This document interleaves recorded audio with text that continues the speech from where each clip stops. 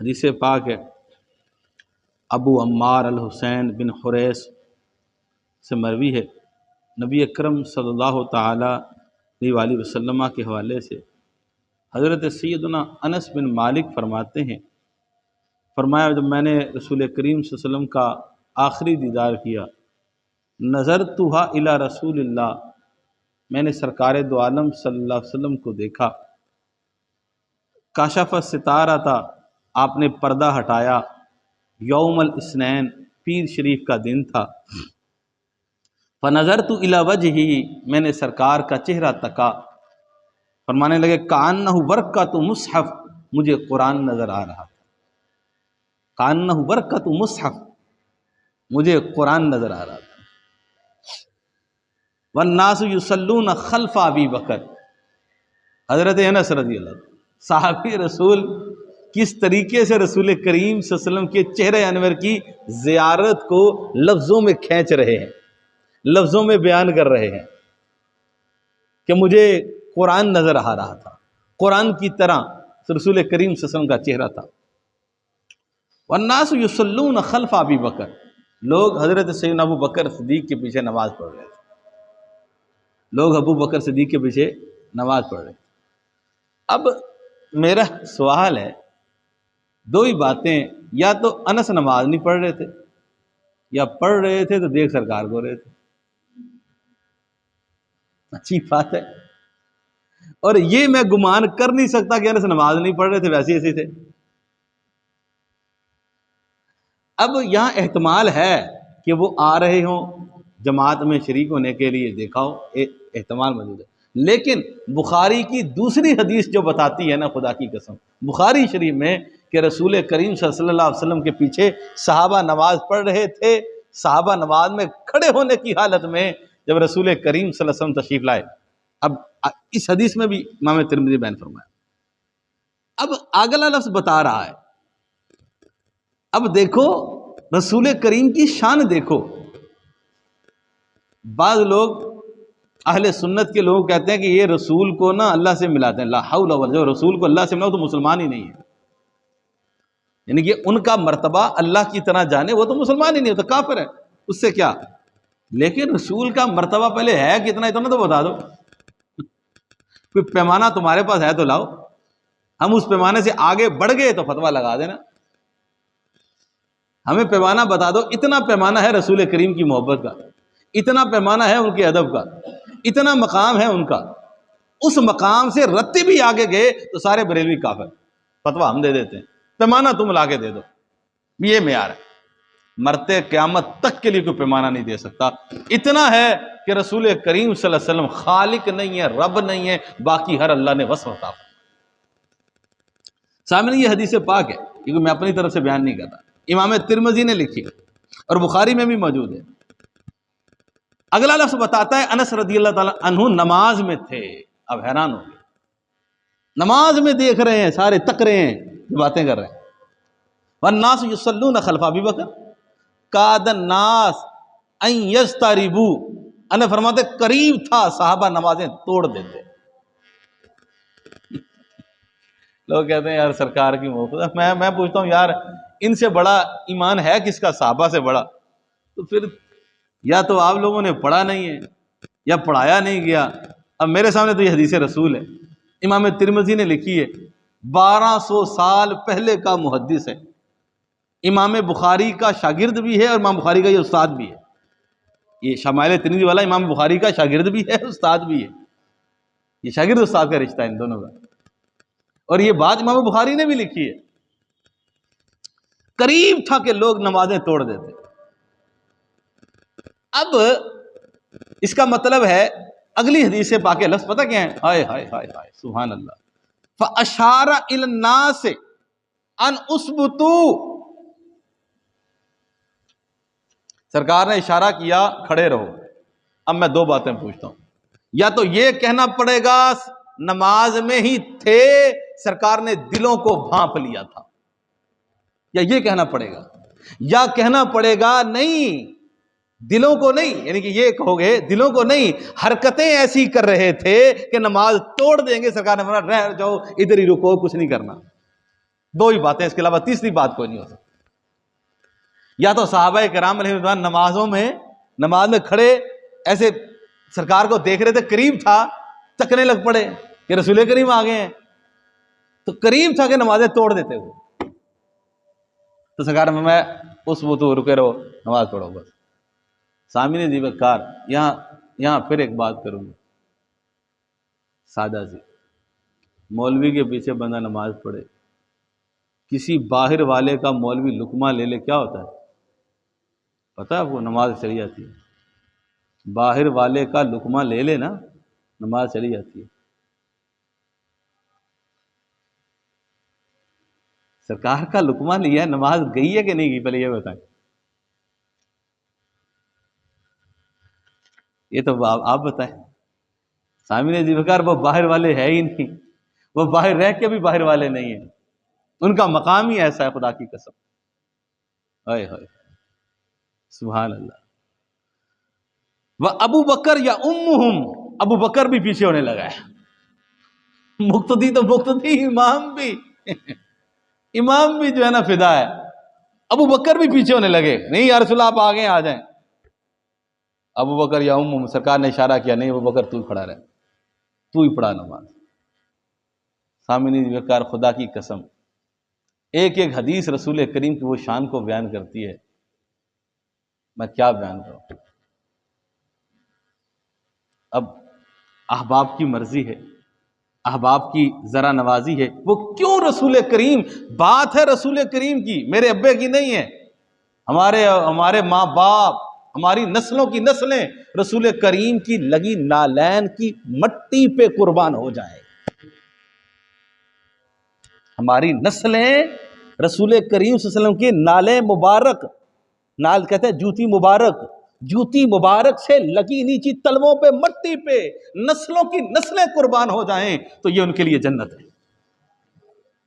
سامعین عزیز وقار، صحابی رسول ہیں انس بن مالک، رسول کریم کے خادم ہیں، وہ فرماتے ہیں انس بن مالک، فرمایا خدا کی قسم کیسی شان دیکھ رہا تھا کہ صحابہ نماز پڑھتے ہوئے سرکار کو تک رہے ہیں۔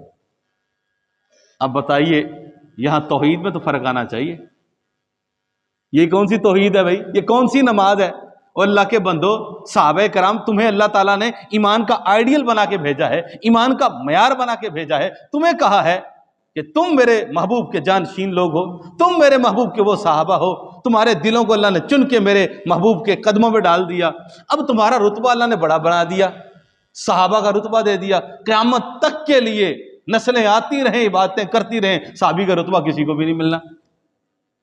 اے صحابی کا مقام عجیب ہے کہ لوگ سونا بھی خرچ کریں، صحابی مٹھی جو بھی خرچ کر دے، تو بات کیا ہے آخر؟ بات کیا ہے؟ انہوں نے زلف عنبری کو دیکھا ہے ایمان کی حالت میں، اور ایمان کی حالت میں خاتمہ ہوا، بس اتنی سی بات ہے، نمازیں نہیں، روزے نہیں، سجدے نہیں، میرے آقا کریم کی زلف عنبری، والضحیٰ کے چہرے کو، واللیل کی زلفوں کو، یاسین کے چہرے والے کو، میرے آقا کریم صلی اللہ علیہ وسلم کے چہرے انور کو تکنے کی بدولت اللہ نے یہ صحابہ کو مقام دیا۔ وہ صحابہ نماز کی حالت میں ابو بکر کے پیچھے پڑتے ہوئے رسول کریم کے چہرے کو دیکھ کے نماز بھول گئے، بتائیے یہ ان کے ایمان کی کمزوری کہو گے، ایمان کی علامت کہو گے، ایمان کی حلاوت کہو گے، اسے کیا نام دو گے؟ اب اس مقام پہ تو صحابہ کو ادب نہیں کرنا چاہیے تھا، اس مقام پہ تو ادب نہیں کرنا چاہیے تھا، رب کی بارگاہ میں کھڑے ہیں، رسول کریم صلی اللہ علیہ وسلم، ٹھیک ہے ان کا بڑا مقام ہے، میں تول نہیں سکتا، جان نہیں سکتا، سمجھ نہیں سکتا، عقل میں بھی نہیں ہے، سارا کچھ ہے جی، لیکن اب رب کی بارگاہ میں کھڑے ہوتے ہوئے بھی رسول کریم کا خیال آ جائے تو بات تو نہیں بنتی، توحید تو کمزور ہے، میرے نزدیک توحید کمزور ہے نہیں۔ سامعین ذی وقار، یہی توحید ہے۔ رب کریم تو جسم و جسمانیت سے پاک ہے، رب کریم آنکھوں سے ان چیزوں سے پاک ہے، اللہ نے کائنات کے اندر یہ کسی کو مقام و وصف دیا ہے تو اپنے محبوب کو عطا فرمایا، محبوب کو عطا فرمایا، جدا گانا وصف دیا، جدا گانا مقام دیا۔ اور یہ حدیث بھی بخاری کی ہے، امام بخاری نے نقل فرمایا صحابہ کرام نمازیں توڑ رہے تھے رسول کریم کے چہرہ انور کو تک کے۔ اب بتائیے ان کے ایمان کی کمزوری نہیں، یہ ایمان کی شناخت ہو رہی ہے، یہ ان کے ایمان کی پسندیدگی ہے۔ کیوں؟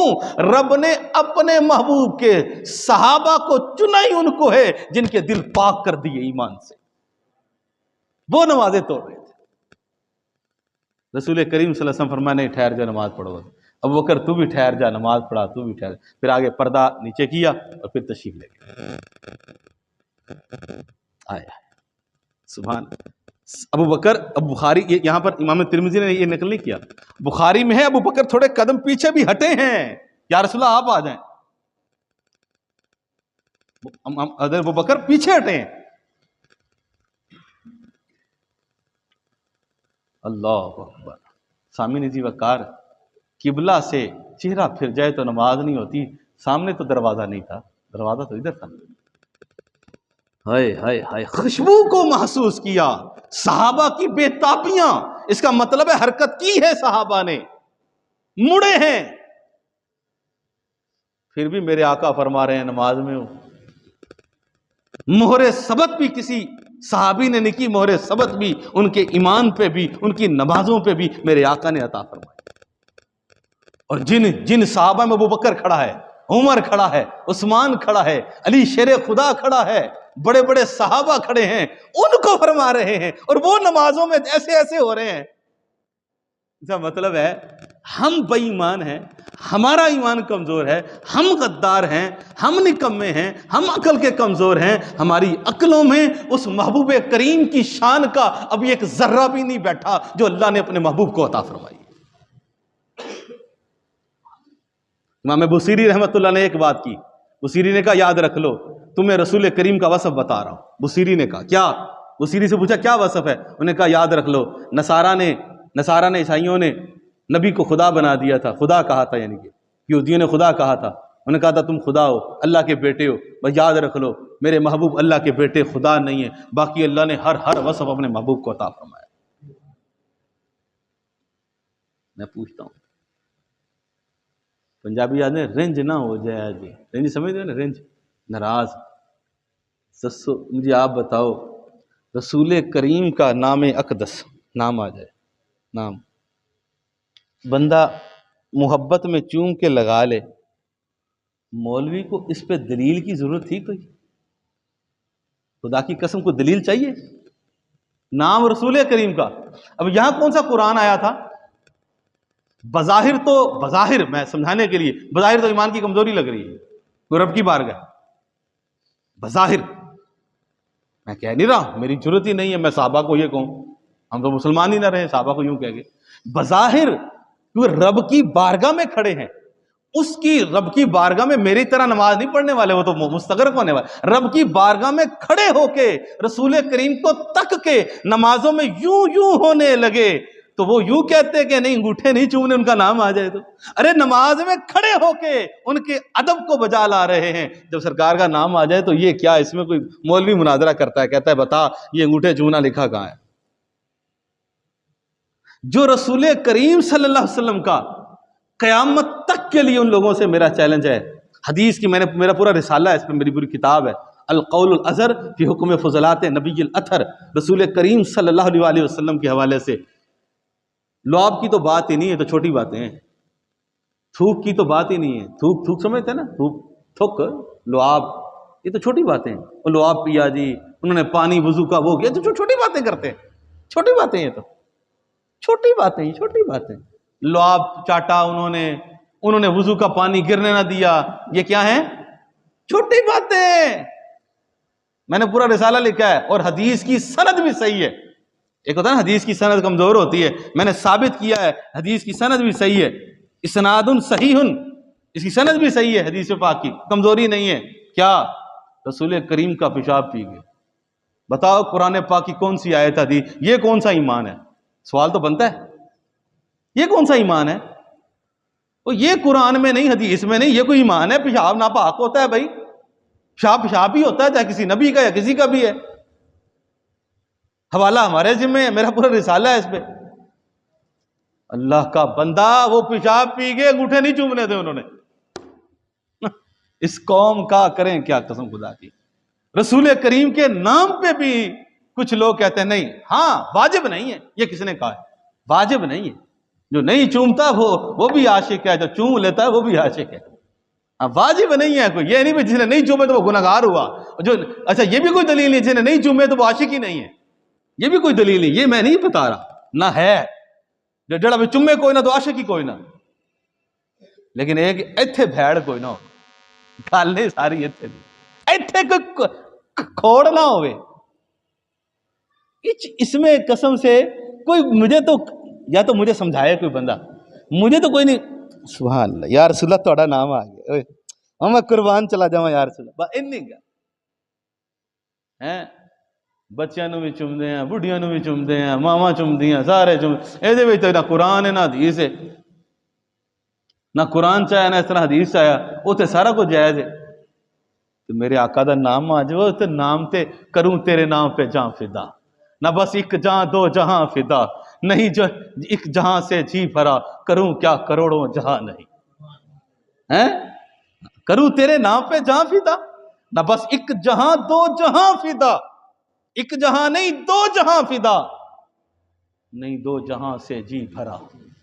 احمد رضا کہتا ہے آپ کے نام پہ جہاں فدا کر دوں. پھر کہتا ہے نہیں ایک جہاں پورا یہ سارے جہاں نہیں کہتا ہے دونوں جہاں ہی فدا کر دوں. پھر کہا نہیں جی نہیں بھرا، کروں کیا کروڑوں جہاں نہیں، کروڑوں جہاں بھی ہوتے تیرے نام پہ قربان کر دیتا. یار کیا باتیں یار. رسول کریم صلی اللہ علیہ وسلم. اس امت کو ہو گیا. اس امت کو مولوی نے خراب کیا. اس امت کا ایمان بچایا بھی مولوی نے اور بیڑا غرق بھی مولوی نے کیا. اس امت کو جنت میں لے کے جانے والے بھی مولوی ہیں اور جہنم میں لے کے جانے والے بھی مولوی ہیں. غلطیاں ہر کسی سے ہوتی ہیں بابا جی، یاد رہیں. گناہ بھی ہوں گے، غلطیاں بھی ہوں گی. غدار نہیں ہونا چاہیے بندہ دین سے. غداری اور چیز ہے. بہت اللہ تعالیٰ معاف فرمائے. ہم کیا چیز ہیں. ہم رسول کریم کی شان بیان ہی نہیں کر سکتے یار.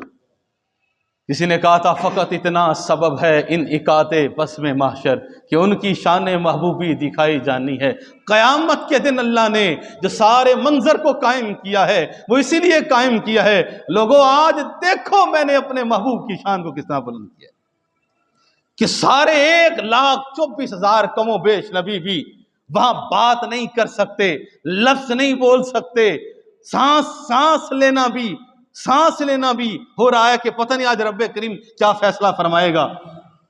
محاورتاً مطلب یہ کہ انہیں دقت ہو رہی ہے، ڈر لگ رہا ہے. سانس بھی یار کیا رب کا فیصلہ آنے والا ہے. اس وقت بھی جس کو بولنے کی طاقت اللہ دے گا، جس کو بولنے کی لب کشائی کی اللہ ہمت دے گا، جو بولے گا وہ میرے اور آپ کے آقا کریم صلی اللہ علیہ وسلم.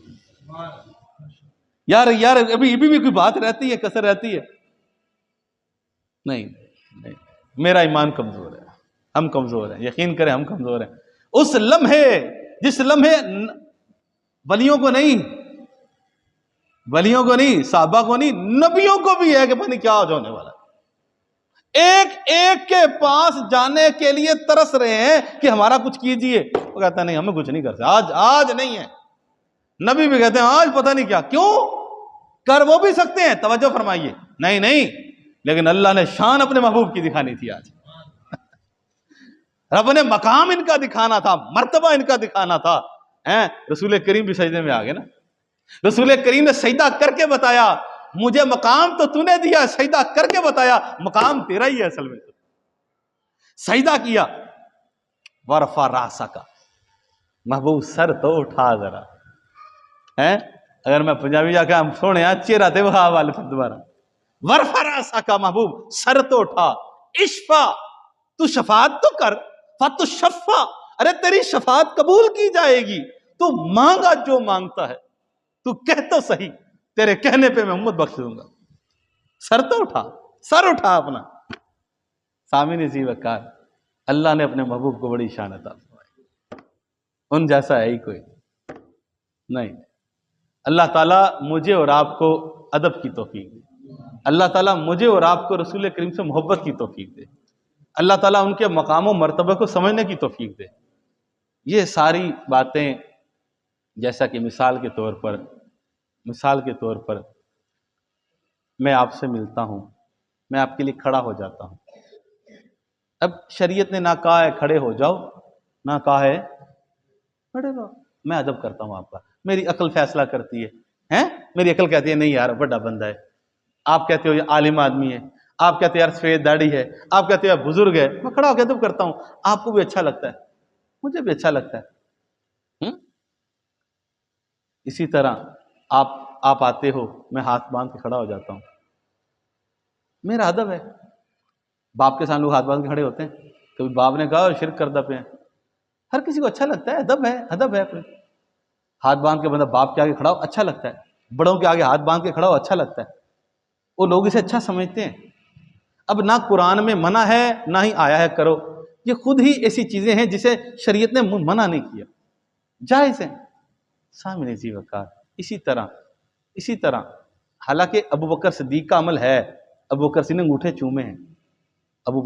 نے انگوٹھے چومے ہیں، لیکن اس سے ہٹ کے بھی رسول کریم کا نام آیا، بس کی ضرورت تھوڑی تھی، بس دل کیا چوم لیے، بس نام ہے رسول کریم صلی اللہ علیہ وسلم کا، محبت ہے.